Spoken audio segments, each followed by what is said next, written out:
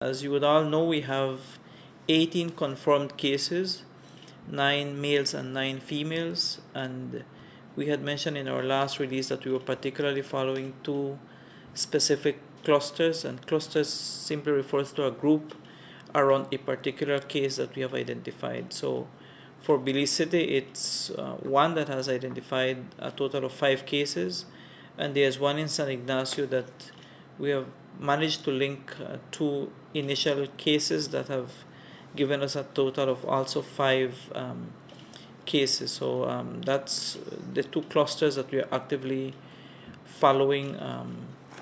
And I say actively because we are anticipating that we can potentially have more persons that could turn out positive from those two particular clusters. You will note also that we had suggested that based on evidence that's evolving, that quarantine should go from an initial, we had said 14 days, to a total of 21 days now. If you notice the last press release, we had highlighted we are tying this particular last cluster to a social activity that involved preliminary data suggests up to 100 people. And even though that happened a month ago, we're still going to be looking for symptomatic patients. And the reason why we're saying that we think that's where the potential ground zero may have been for that particular cluster is because when we identified this particular case was on March 27th, which was a Friday, which is when the patient became ill, or at least ill to warrant being hospitalized in a private sector.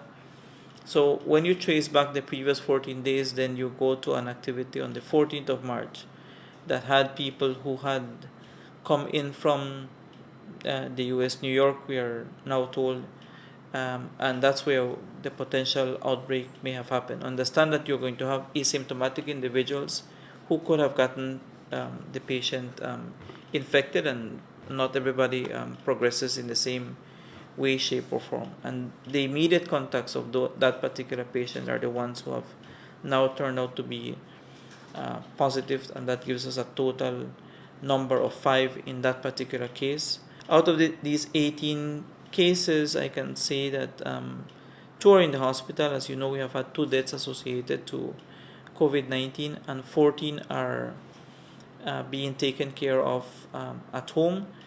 Most of these patients are virtually asymptomatic. The majority of these patients, as you would note, were simply captured because we were doing screening in the asymptomatic close contacts.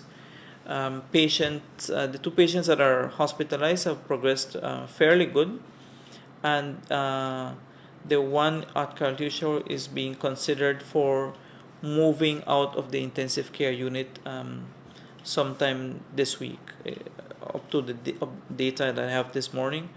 And the patient from Corozal is also has progressed significantly, no longer requiring IV fluids, so that we may actually be considering whether this patient can be taken care of at home, since it no longer requires any hospital care.